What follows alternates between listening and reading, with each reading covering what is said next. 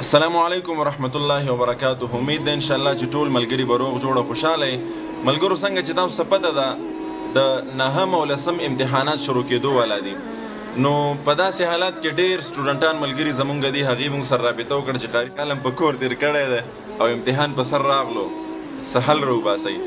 مطلب یې دا و چې جی داسې څه اذکار څه طریقه موږ ته وښایي چې د هغې په وجه سره زمونږ دغه پرچې ښې وشي او مونږ کامیاب شو. الله دې زمونږ ټول ملګري کامیاب کړي.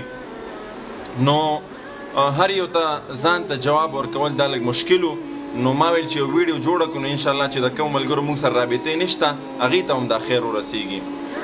نو ملګرو د دغې امتحان د کامیابۍ دپاره، یعنې د پرچې د حل کولو دپاره او په بهترین انداز کې د حل کولو دپاره ما تاسو ته یو بهترین عمل راوړی دی او ډېر مجرب عمل دی چې تعلق د قرآن کریم سره ساتي.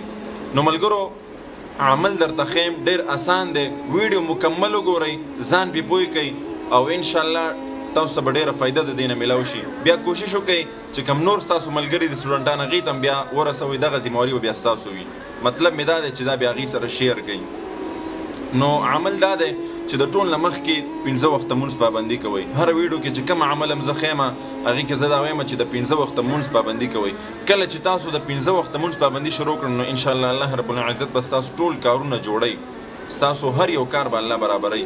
نو 15 وخته مونځ پابندي کوئ، د قرآن عظیم الشان تلاوت کوئ او ورسره چې په کله ستاسو پرچه شروع شو، اولنۍ پرچه وه ستاسو په دغه ورځ چې کله تاسو پرچه میلاو شو، کله چې تاسو کوېسچن شیټ میلاو شو، کم کاغذ کې چې سوالونه لیکلي وي، سوالیه پرچه چې کله تاسو ته میلاو شوه، نو هغه به تاسو ګورئ نه، هغه به دا تاسو الټه کوئ او د هغې نه مخکې به تاسو اعوذ بالله بسم الله ووایئ او 3 ځله به درود ابراهیمي ووایئ، کم درود چې مونږ او تاسو په مونځ کې وایو، که نه درځي چې زه درته یو پیره بیا ووایم. اللهم صل على محمد وعلى آل محمد كما صليت على إبراهيم وعلى آل إبراهيم إنك حميد مجيد. اللهم بارك على محمد وعلى آل محمد كما باركت على إبراهيم وعلى آل إبراهيم إنك حميد مجيد. دا به 3 پیرې ووایي ځکه ټایم ډېر وي. هغې نه پس به تاسو داسې کار وکئ چې پرچې ته به نه ګورئ، د هغې نه پس د قرآن عظیم الشان د سورې بقرې یو آیات مبارکه دی، بسم الله الرحمن الرحیم سبحانك لا علم لنا الا ما علمتنا انك انت العلیم الحکیم. انشاءالله دا ټول څیزونه دا ټوله طریقه بیا زه تاسو په کمنټ کې شیر کومه، کمنټ بیا چک کړئ انشاءالله، یا په ډسکرپشن کې موږ تاسو ته دغه آیات مبارکه دا ټوله طریقه ښایو. د هغې نه پس چې کله درود پاک د 3 پیرې وویلو بیا به 11 پیرې د قرآن عظیم الشان د آیات مبارکه ووایه، سبحانك لا علم لنا الا ما علمتنا انك انت العلیم الحکیم. د هغې نه پس به بیا 11 پیرې یا فتاح یا فتاح یا فتاح د الله رب العزت نوم دی دا به ووایئ. د هغې نه پس به بیا 3 پیرې درود شریف ووایئ، درود ابراهیمي څنګه چې مخکې رسو نو دغه عمل به په دې درود شریف کې رابند کړئ. د هغې نه پس به بسم الله کوي او د پرچې په اولني سوال باندې به نظر تیر کړئ، په دویم دریم ټوله پرچه به پړاو کوئ.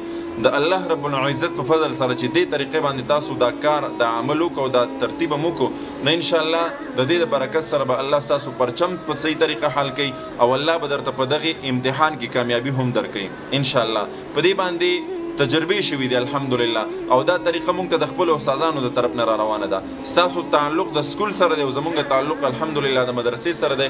نو په مدرسه کې هم چې کله زموږ پرچه وي یا زموږ د نورو ملګرو پرچې وي هغې هم دغه طریقه کوي او ډېره مجربه طریقه ده. انشاءالله تاسو به ډېره فایده ورسیږي. دغه عمل خپله مو کوئ او نورو ملګرو سره هم ضرور شیر کوئ. السلام علیکم ورحمت الله وبرکاته.